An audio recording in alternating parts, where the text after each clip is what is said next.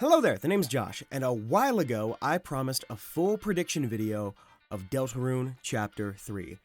For a lot of reasons, it didn't work out, but with Chapters 3 and 4 less than a week away, I wanted to get some of my ideas from the original video on paper here before they're all proven or disproven. So, this video is working under the assumption that you already know everything about the Spampton sweepstakes and newsletters and whatnot, and I won't be going out of my way to explain most of the reasoning behind my claims. Most of this will just be disconnected concepts and less a full chapter pitch.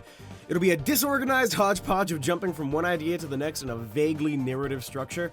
Less of a video for your enjoyment and more here for me to ramble about the ideas I've had for 3.5 years because this is my last chance to do so. So let's go! Tenna.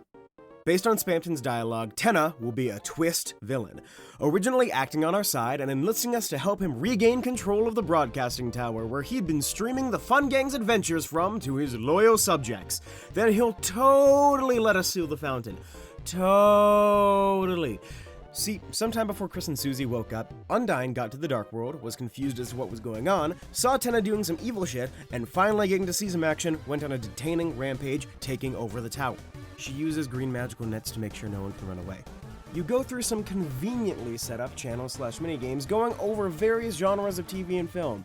It's purely a coincidence that the shortcut to the tower is filled with all these minigames that are doing wonders for the ratings.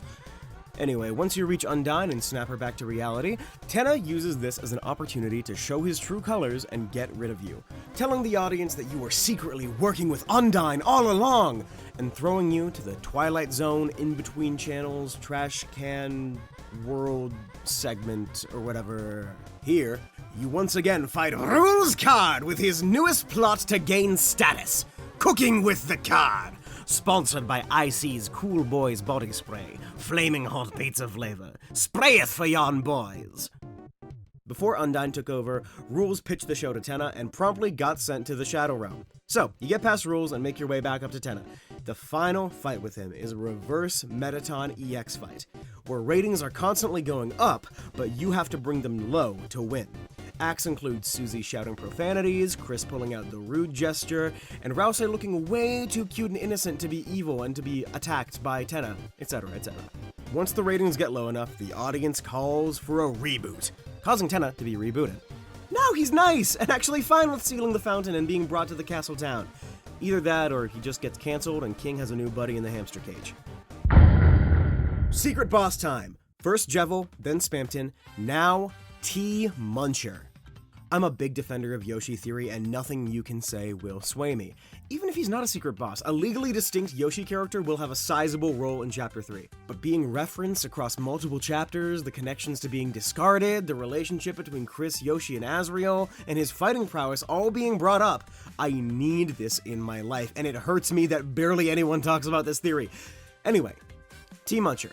The little green lizard from Super Smashing Fighters that Chris and Azriel would drop into the pit to jump high. Little guy turned underground fighting ring champion of the Dark World once he learned a thing or two about his existence and was gifted a certain crystal. Instead of falling off the deep end one way or the other, he decides to use this knowledge to work the world in his favor, gaining status and power and taking what little control he could over the people who surrounded him. Personality-wise, he's a big-mouthed, narcissistic hotshot who can never accept things going any way but his. Without going into specifics, his fight includes a gross hand tongue, noodly arms, cartoony action, and voice lines coming through the attacks. Green soul, purple soul, it's one of them. If it's a green soul fight, the Shadow Mantle acts as the spear, Undyne gives you an Undertale, of course. But if it's the purple soul fight, the Shadow Mantle protects you from Muncher's first move, which is tongue-grabbing your soul, swallowing it, and filling up the battle box with purple stomach acid, akin to Muffet's tea. If you're not wearing the Shadow Mantle, that is an instant kill move. Next little mini segment. Enemies you'd find in the overworld. A TV pilot whose only attack is crashing and burning. To beat it, you give it a green light and let it fly free. Paparazzi support enemies that constantly flash their cameras, blinding you, and spout out wild and eye-catching news headlines, regardless of how true they are. A sleazy TV producer/shareholder that tries to take creative control of your turns. One of the ways to defeat them is to pitch a spin-off. You know, a spin-off, where two parties go head-to-head, spinning around in circles as fast as they can until one of them gets tired. The catch being that this makes Chris dizzy and messes with your soul controls for the next attack, so make sure you have Rouse pacify them on the next turn. Song titles. If there's something I love about this Undertale Deltarune community, it's coming up with clever and fun names for tracks. Here are my predictions / unofficial soundtrack titles for my take. Tenna's overworld theme is everything you see on TV. You know, it's a play on like the Spamton thing of like, oh yeah, don't believe everything you see on TV, because like he's a twist villain, so you shouldn't believe him when you first meet him in the overworld. But you get it.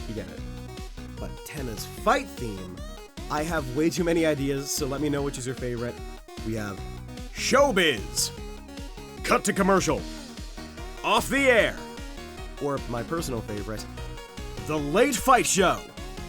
Undyne's overworld theme would be Right to Remain Silent, but Undyne's fight theme would be Fight to Remain Violent. The Cooking with a Card minigame could just stay as Cooking with the Card, but I like the name Fried Worms because it's a reference to that one book that a lot of us read as kids.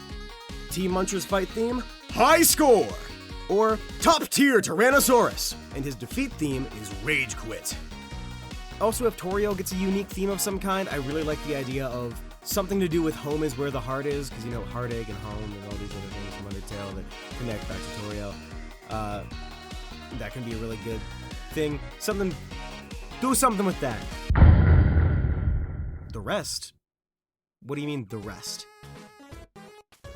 Mike? Toriel? Friend? Who are they?